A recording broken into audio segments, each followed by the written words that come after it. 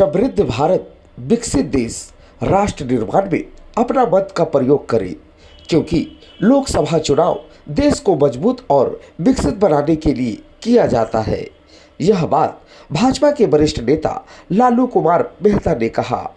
उन्होंने महागठबंधन पर तंज कसते हुए कहा कि एनडीए के आगे महागठबंधन आपस में ही बिखर रहे हैं। देखिए, आज हम लोग लोकसभा के चुनाव हैं।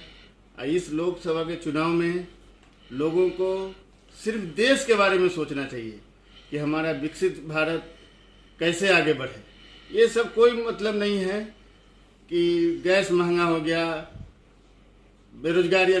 कौन आज के डेट में कौन कहता है कि यहाँ पे बेरोजगारी है, महंगाई है? ये सब कोई बड़ी बात नहीं है। आज हम सभी लोगों से निवेदन करना चाहूँगा कि अगर आज के डेट में अगर वोटिंग करें, 100% वोटिंग करें सिर्फ देश के खातिर।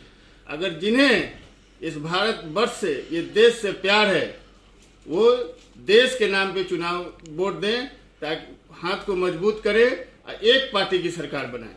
बहुत सारी चीज़ ऐसा है, लोग 400 सीट, हमने पहले भी अभी बोला, मजबूत सरकार चाहिए। 400 पार इसलिए चाहिए कि बहुत सारी चीज़ ऐसा है जो कांग्रेस के रीजन में 1995 में जो कांग्रेस बिल लाई और पास किया, वक्फ बोर्ड। क्या है ये वक्फ बोर्ड? आज देखिएगा तो रेलवे और सेना के जितना जमीन है उससे ज़्यादा वक्फ बोर्ड की जमीन है। क्यों? आखिर एक तरफा इस तरह से अगर 400 सीट नहीं लाएगी भाजपा तो ये डिसीजन कैसे ले सकती है? बाबा भीम साहब का संविधान लिखा हुआ, कोई माई की लाल ताकत इसको बदल नहीं सकता है। हाँ, बाबा साहब ने यह भी लिखा है कि समय पे इसको परिवर्तित कर सकते हैं, संशोधन कर सकते हैं। जो हमारे देश का आज चाहिए, जैसे अभी आप समझ लीजिए कॉमन सिविल कोड, क्या किसी का अधिकार है? जो जितना हमारे देश का क्षेत्र है उस हिसाब से अभी जितनी आबादी है, क्या इस पे रोक नहीं लगनी चाहिए? कुछ मुद्दे ऐसे हैं कि जो अभी हमारे हिंदुस्तान के लिए बहुत डिसीजन लेने का सख्त जरूरत है। इसीलिए हम सभी लोगों से कहेंगे, हमारे जो आज देश के प्रधानमंत्री हैं, विकसित भारत बनाने के लिए अग्रसर हैं, लोगों से निवेदन करूंगा कि वो प्रधानमंत्री के हाथों को मजबूत करें। अरे लोग जितना अभी कमाते हैं, पहले लोग जितना कमाते थे तो आज कमाते थे, कल के लिए सोचते थे। आज तो है कि लोग जितना कमाते हैं उस खाने के बाद सेविंग में करते हैं, उससे ज़्यादा लोग अपने आप में शौक में खर्च करते हैं। अगर ये सब को देखा जाए तो मेरा मानना नहीं है कि महंगाई अभी है। देखिए, जो भी युवा आज के डेट में शिक्षित हो चुके हैं वो सब समझ रहे हैं कि हमें पहले देश चाहिए। देश अगर रहेगा तो हम नौकरी भी करेंगे। अभी आप देख लीजिए यूपीएससी का जो रिजल्ट आया, जो पढ़ रहे हैं वो रिजल्ट में आ रहे हैं, और जो नहीं पढ़ेंगे वो कहाँ से आएंगे?